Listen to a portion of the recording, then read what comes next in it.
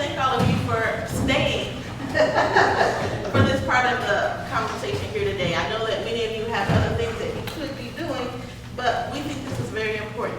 My name is Dana Doucette. I'm actually the Director of Community Programs for the City of Little Rock. But as a citizen, I attended last year about this time at a workshop, I guess you could call it that, a workshop and experience, I would say, with JCA, Just Communities of Arkansas. And what they did was they actually organized several different small group conversations around the city, and that conversation centered around race relations. And the purpose of it was to finally begin I should say continue, because for many it was a continuation of a conversation to make our community a true community, where we could find unity within the participants and that we would each have a voice to share. Because many times in the past, that conversation has been one-sided, and we want to make sure that it's multidimensional. And so as a result of that conversation, or those conversations, all the individual conversations around the city, we then all got together for one big conversation. And at that big conversation, we brought forth some of the ideas that we had found in our individual conversations. And so out of those individual conversations that then went to the group, it was decided as a group that, gosh, we don't want this to end. And so there were different ad hoc committees that were created out of that. Our ad hoc committee was community engagement. So that's how we got here today. And as part of community engagement, we want to, of course, do what? Engage the community. And we want to be able to take this experience to more and more places. So what we're going to do today is give you a little snippet of the types of things that happen at one of these community conversations, in the hopes that you will be inspired to identify different groups that you are aware of, that we can come and do a full presentation. But we're just excited that you're even here to listen to this one, because we hope that even as a result of being here today, that you will be moved in a way to begin the conversation, even if it only starts with your spouse, or starts in your home, or starts in your small groups at church or whatever. Even if that's what happens, to us that's success. But our wider success would be that you would be willing to invite us later to come and do a full presentation with whoever you think could benefit from this experience. And with that, I'll turn it over to Paul. I'm Reverend Paul Atkins, but mostly you just call me Paul, right back there. We grew up in Bennett together. And the basic idea of this experience is that it's flexible, 2 to 4 sessions, meeting weekly in a home or a community center or a church. It could be anywhere from an hour and a half to 3 hours each session. Could include supper. I like supper. Supper's good. It's always great when you can sit down with people and share a meal. There is something that happens around a shared meal that brings a group of people that may not know each other so well together. And then would be facilitated by 2 trained facilitators. Could be Dana and myself, something like a team like what we have today. The big idea is that the early parts of this experience, the first couple sessions, would be to get to know each other and listen to each other's experiences of race in America, of racism in our community. And then the second half would be to give our community kind of a grade as to its strengths and weaknesses, and then begin to address together some action items that the group could take, or you can take to a bigger community organization to begin to address the weaknesses and the issues that we identify together. So in that first part, we'll set up the guidelines for the conversations to make sure everybody gets heard and everybody feels like they are contributing as much as they would like. We define our terminology. What do we mean when we say racism, when we say discrimination, when we say prejudice? Then we'll do an exercise that we'll describe a little bit later that will help us feel and see physically the effect of racism on our community. Now, as we move towards the second half, we'll look together at the demographics of our city, the data of what makes up our city, then give our community kind of a grade in various areas: education, employment, criminal justice, leadership, public transit. You're still sitting here, so you're an easy target. Then we'll brainstorm ideas for action to be taken as individuals, as our small group, or by a larger group. That was the big idea that we had at the end of this experience last spring, which as we get more and more groups to walk through this experience together, we build a database of people that can be perhaps convened and bring those big ideas that bubble up from your experience together into a bigger group that can have more power, more enthusiasm around carrying things out. And that's the big idea of our experience there. And I wanted to give you a little taste of dialogue with your neighbors. So I'll leave that there. One of the things that we want you to do is take a moment right now. All of us have had some type of experience that we would consider either racism or prejudice or whatever you want to call it, however you consider that to be in your life.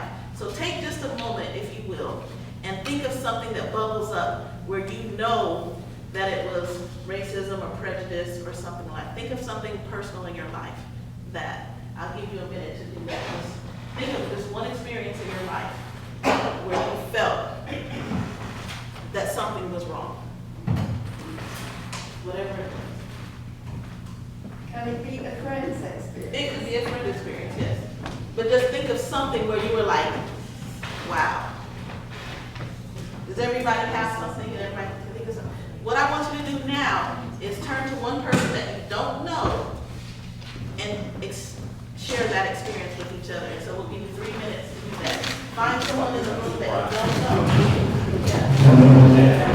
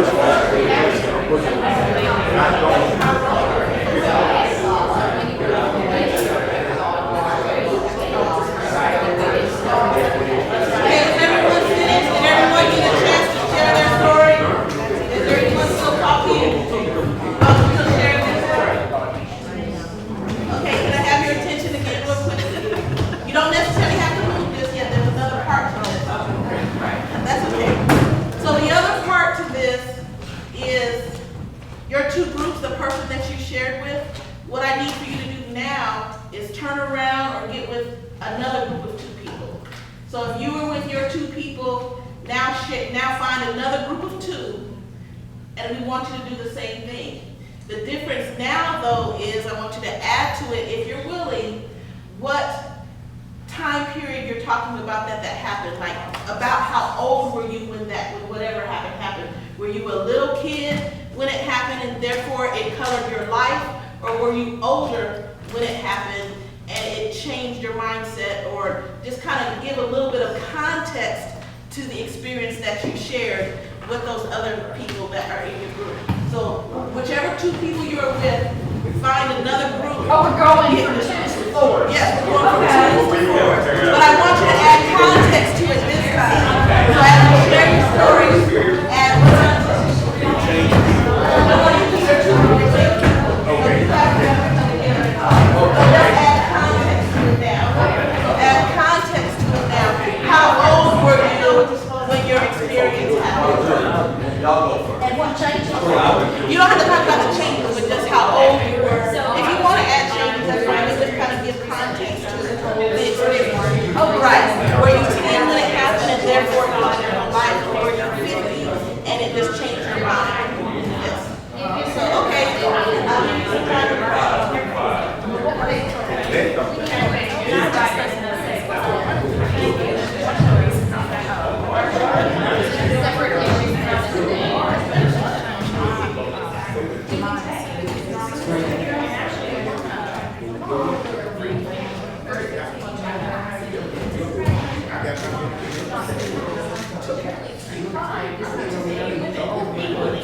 It's just not as long. And so that's what really but some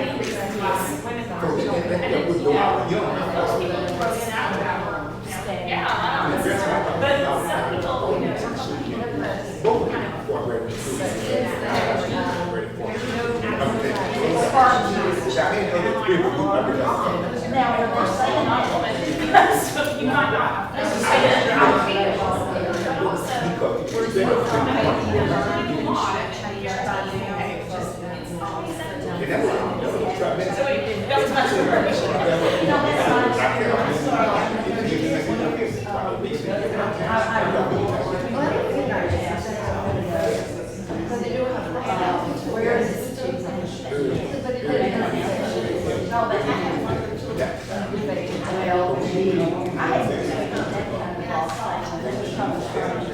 that was much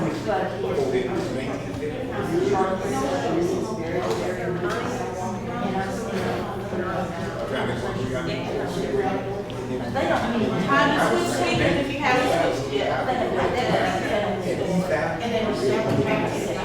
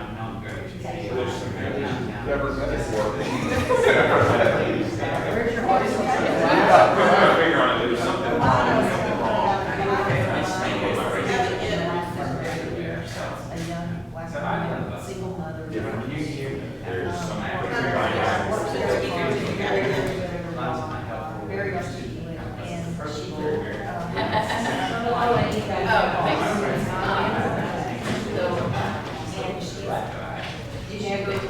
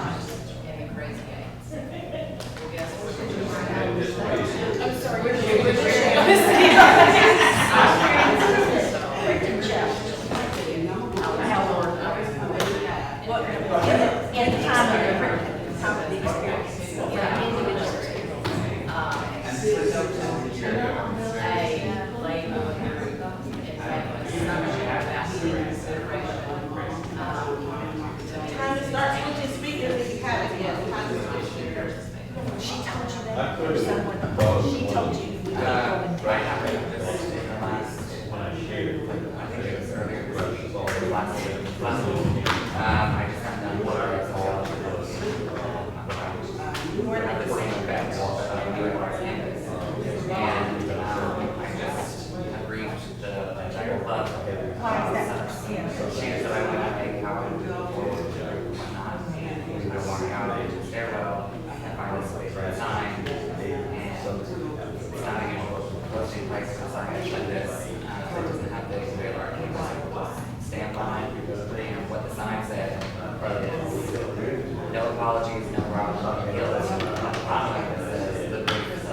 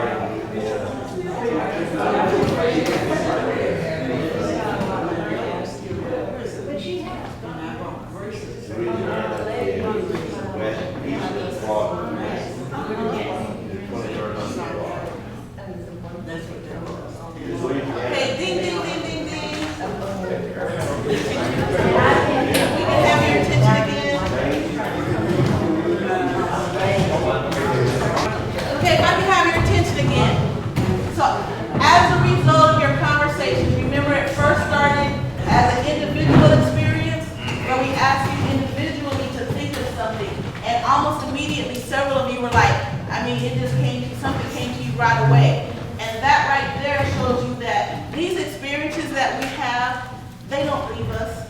They leave residue, if you will. Because again, think of how quickly you were able to think of an experience that left a negative impression on you. But then when you go into your groups of two, sharing that very personal experience is like, sharing it with someone else also allows you to release it a little bit, to share, to begin to understand and have that conversation with someone else. And then when the purpose of even going to the group of four is then to begin to understand that's exactly how community begins, is by starting from a very individual experience, being willing to share it with someone else, but more than that, building community and that corporate coming together and sharing it with an even larger group. That's kind of the experience that we are expecting to happen as a result of this, as a result of our training. And so what we'd like to do now, though, is not ask anyone their individual story, but how did it make you feel to go through this experience? Is there anyone who's willing to share how this little exercise made them feel? Drew. It really, it really just reinforces what my goal is with this, because I'm an intern for this group, if y'all didn't know. It reinforces why I wanted to get involved with this. I was notified about this internship opportunity, and I literally responded to the professor in about 30 seconds. I said, get me on this, because this is something that I want to be a part of. And I heard from four other people today, and it's really disheartening to hear what other people have gone through. And it really puts it into perspective how much privilege I have, how I've grown up, and how that needs to change. Yes, ma'am. Well, I was just very emotionally sad for my friends that experienced racial prejudice. Some white people were very bad to a black family, who are my very good friends. So they were very upset, so it really upset me as well. So, but not, just emotionally, we were really sad for a long time. Anyone else want to comment on what today's experience meant to them? Anybody else? Especially how it felt hearing other people's stories, because that's part of the gift of this, is that you get outside of your own experience and you share something. You begin to try to see it from somebody else's perspective. Since I've been participating long enough, because I was asked to come and share something that was even broader than this. Tomorrow at Second Baptist on 8th Street, I will be going there because Bruce Shepard, who is retiring from the JCA, which used to be called the National Council of Christians and Jews. And what's in the name? The name was just what the mission was, to get Christians and Jews to learn to respect one another. And so tomorrow, when she is recognized for the work that she has done as the director of the JCA, it is going to be a real reminder for me. I've received the JCA award, but I've also received and it's called the Brooks Hayes. And the reason why it's the Brooks Hayes Award is because Brooks Hayes stood up to all of us. And he was the one that was given the credit negatively for getting him to separate the difference between state sovereignty and federalism. And so as a result of that, University Avenue was named in honor of his good work as our congressman for years.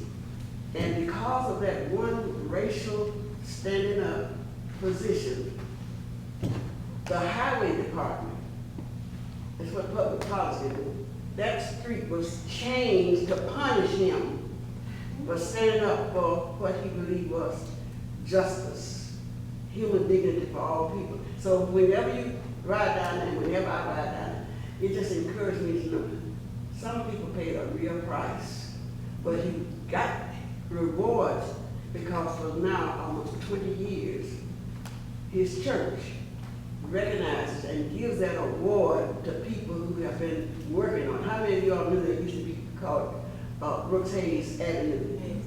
I do. And it was Hayes. So- Hayes Street? Yes. Mhm. And so what happened is that is the kind of thing of institutional change. So Brooks Hayes, he paid a price politically, lost the opportunity to stay out Congressman, but he lives today because his life is an example, and we reward people for standing up for what they believe, and that's the people who got it. So I would invite you, if you really want to experience something, here's Seventh Baptist Church on 8th, that's saying this person, this public policy person, shall live on as a role model What time for do they justice. Huh? What time is It's 10:45, regular service. it? Okay. Angela, you have a comment? I was just going to say, what I shared wasn't about my experience, it was about an experience my brother had when he was, I think we were 6th or 7th grade. He was told that he was not material or capable of becoming a doctor. And he came home and shared that with my parents. They told him otherwise, assured him that he could do whatever he wanted to do, and he is a medical doctor today with patients of all backgrounds. So, you know, I'm just glad that we were able to have parents that, you know, backed us up, let us know, and assured us that we could do whatever we wanted to do. But that was a hurtful thing for somebody to look at you and say, well, you're not qualified, or you're not capable, or you can't think to that level to become a doctor. And he proved them wrong. That's good. So again, this is the type of experience that you would have if you did the full workshop. And so, So what we wanted to do, we didn't know how tight y'all would be as a group, you know, and that's part of the requirement for this next exercise to really work, is that you've spent some time together, you've talked, you've done this kind of conversation together, maybe broken bread together, and now what would happen is, what I'd like to do is just go ahead and close your eyes maybe and imagine that you're in a group of, a diverse group.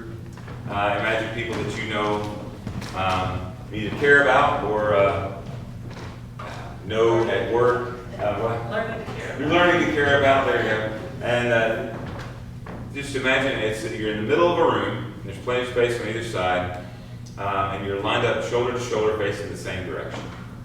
Okay. And then as I read this particular statements, if it's true for you, you take one step forward, or take one step back as I read it there. And just in your mind's eye, see what happens. So first, if you are ever called names because of your race or ethnic culture, take one step backward.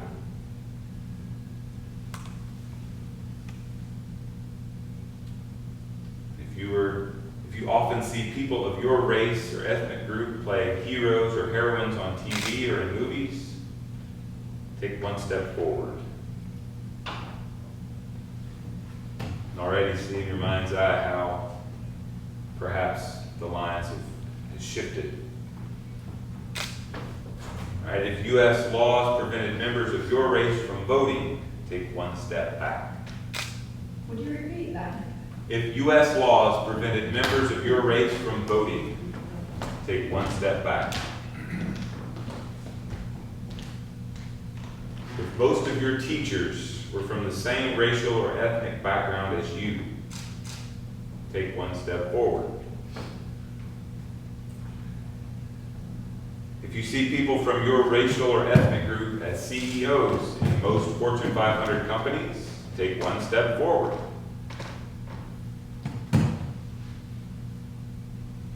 If you believe you have been treated with distrust, for example, followed by a mall police or a clerk in a store because of your skin color, take one step back.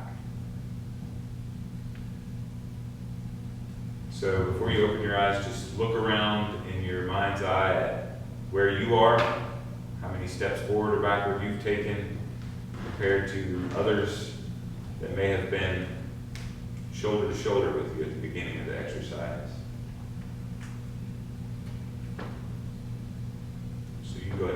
your eyes now. That's a kind of a mental exercise of what we call the privilege walk. And what I'd like to do now is have some folks share what their experience of the privilege walk was recently. Mary, she participated in it last spring. I did. I met Paul and Dana in the group, and just from the limited experience that you had this morning, it was my experience, you feel a bit vulnerable, because you're going to share an instance while it struck you very hard, and maybe you're holding, in my case, I'm holding on to it 54 years later, but maybe it won't be as impactful for the other people, or you just heard someone share something that was, you feel, it was a much more heinous instance, but you can see, where you do learn to love one another, like each other, trust each other, because you are sharing some very heartfelt comments. You're recognizing, as Drew mentioned, the privilege that you've had in your life that maybe you didn't have, full concept of, and then the privilege walk comes. Sorry.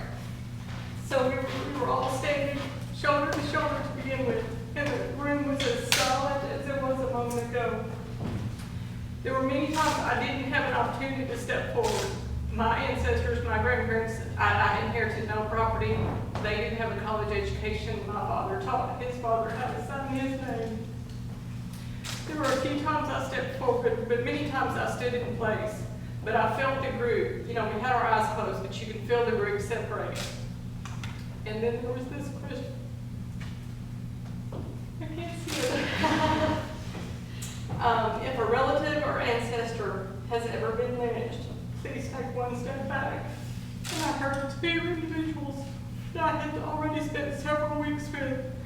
The football of them having to step back, and it took my breath away. I encourage you not only have the education that they has, or the background that Paul has, the articulateness, but if you feel that no one should be told that they are not capable of going to medical school, or in my case that I was poor in math, and I'm still poor in math because I believed them, take a moment and take a step. You may have to take a step forward, and sometimes you can't take a step at all, but you can stand in the fire with the individuals that had to take a step back. Sorry.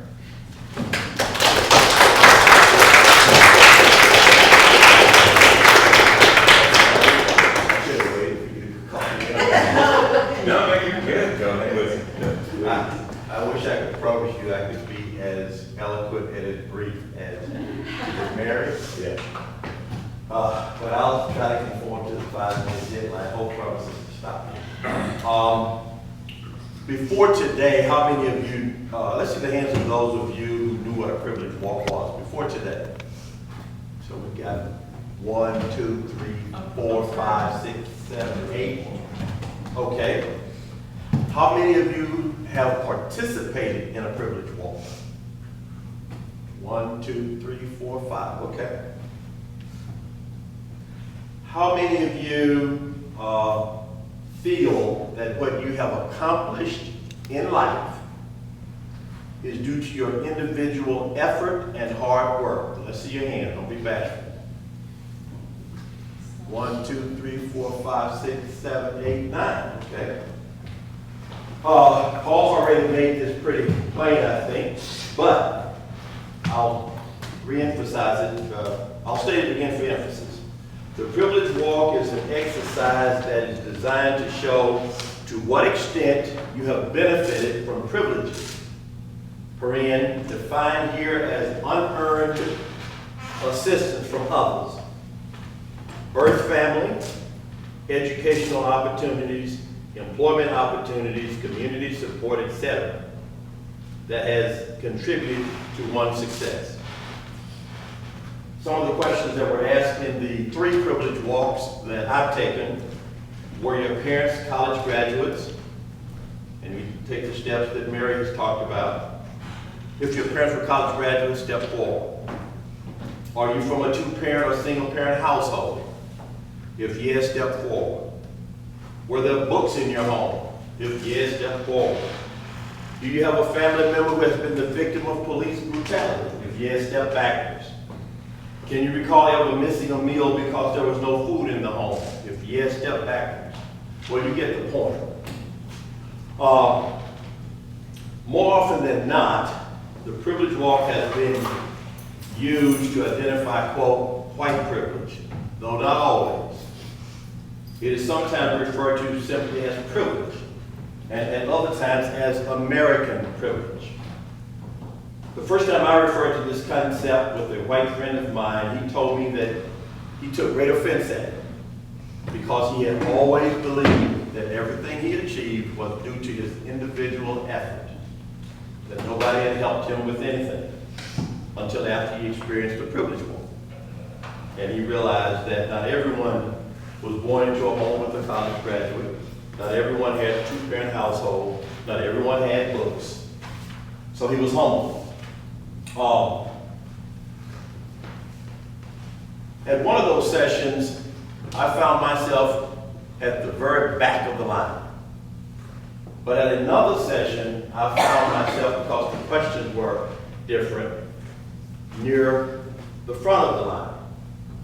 And it was very disconcerting for me because I recognized that because I have a mother who's a college graduate and a dad who is a high school graduate, that I was much more privileged than many, many other African Americans. And when I looked around, it pained me to see how black the back lines had become. And I was uncomfortable because culturally and emotionally, I identified with those people at the back of the room, but I had to acknowledge that I was more privileged than they, which brought me to my next point. I couldn't imagine how the white people who were almost walking through the wall must have felt when they looked back and saw what they had seen. In one of these occasions, we had one black woman who was offended because she was a native of Louisiana and had a notion that she was special. And she said this privilege walk was designed to, quote, make black folk look bad. So it was emotional for her. There was one white woman at a separate privilege walk I had that said, she was brought to tears, and I know her very well, she's our church members. She said, we need to stop doing this because it's making the black people feel so bad. And I said, Shirley, are you sure that's what's troubling you about this? And she finally admitted, it wasn't the black people that felt bad, she was feeling bad. Her pain was just so deep, she wanted it to stop. Okay, so what did I do after looking around and seeing that I had enjoyed privilege? I felt embarrassed initially. I then thought about how the whites must have felt when they looked around the room and saw an almost completely blank group toward the back of the room. I then thought, but for the grace of God, there go I. I then thought, I hope my white brothers and sisters in the room are humble as I am and know that they didn't do it all by themselves. And I hope that they will know that it is not because they are superior to people of color that they occupy positions of superiority in society, but because of privilege. And like me, they will commit a significant chunk of their lives to doing something to correct the imbalance. Thank you.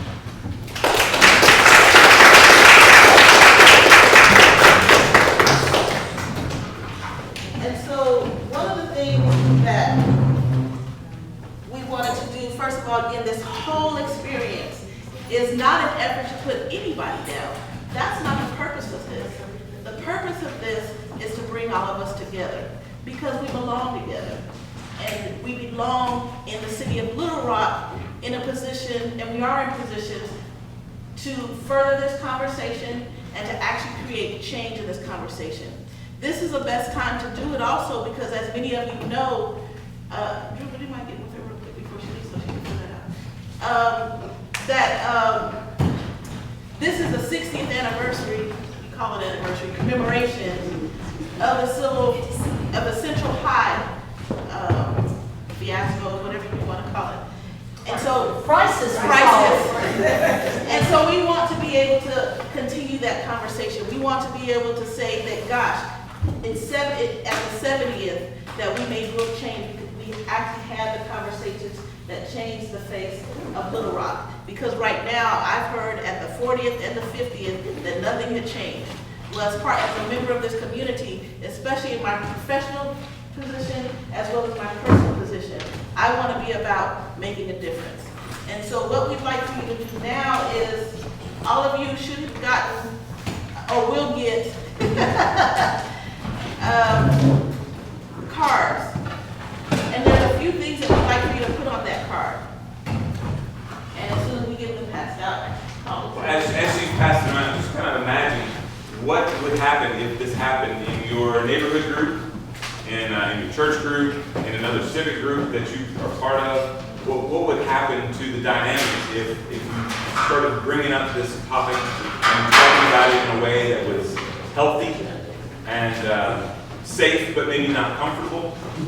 So, and what kind of change could happen?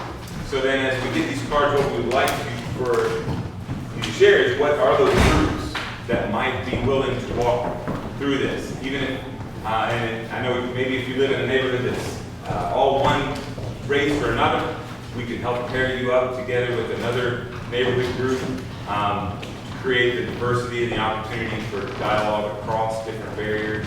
But we would love to know who these groups are, and if you would be willing to share that with us, put your name and contact info on there as well. so it'd also be, if you work someplace, really what we would like for you to do is just put down the groups of organizations that you belong to or that you know of that you think we should contact for this type of experience. So if you're a member of any type of other neighborhood group or association or church, it could be your church even. If there's an organization or a church that you think would benefit from this experience, that's what we're asking you to write down on these cards. They could either be groups that you're a part of, that's ideal, or if they're just groups that you think we should contact, or churches that we should contact. It could even be a place of employment. If you work in a relatively small office, but you think that they would benefit from this, you can even write that down so that we can contact them. And then what we're asking is that in the event that you put something down, if you'll put your name and phone number down just so we can contact you for more information about that. That's what we're asking for. And then Drew also passed out his information because if something happens after you leave here today and you want to get back in contact with our group, which again is the community engagement group, then we want you to get in contact with Drew so that he can let us know if you want to be part of our group. We meet on Thursdays, every other Tuesday at 6:15 here at Willie Hinton.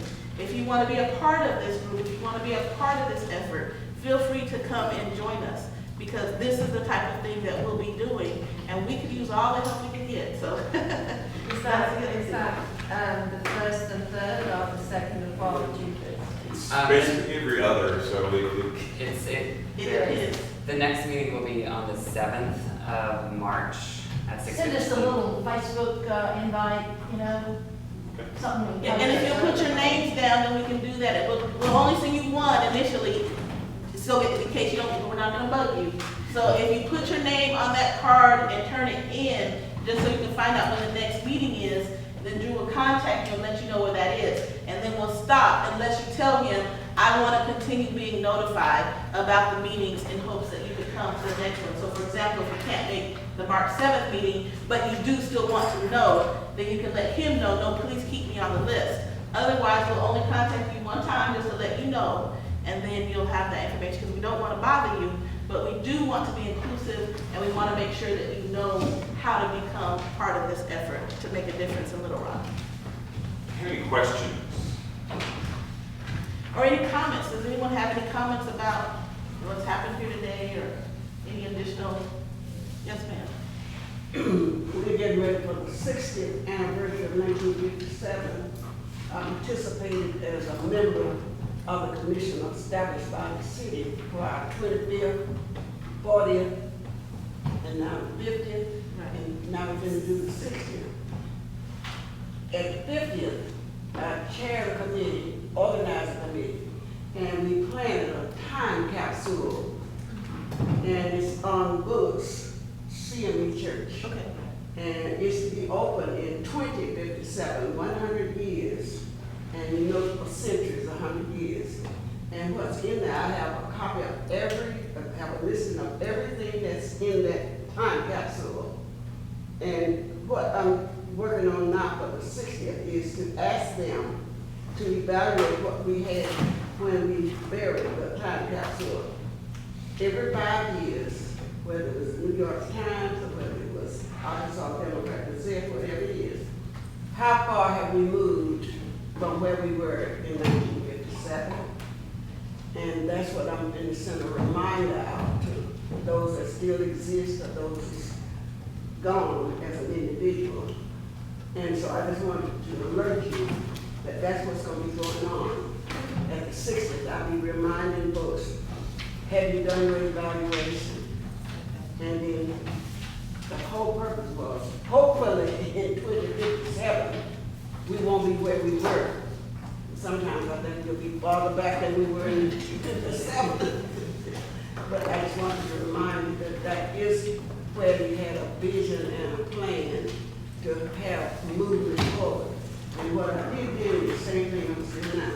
There's a difference between a commemoration, an anniversary, and a celebration.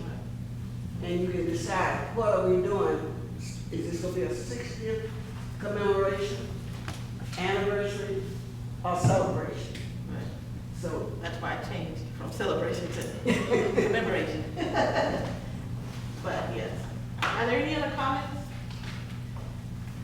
Well, I do hope that you enjoyed our little mini workshop. And even if it's just a mini piece that you want us to do, we're willing to do that. We have a 45-minute version for today. We have a 2-hour and a 3-hour, and then of course, like I said, the full thing is 2 weeks to 4 weeks, depending on how long you think you can get people to commit, coming and hanging out. If you have food, that helps. Get people to commit. Yes. But we're willing to change it to whatever you have available. Be tailored to you. Thank you so much for having us today. We really appreciate it. We appreciate you, thanks for coming. We're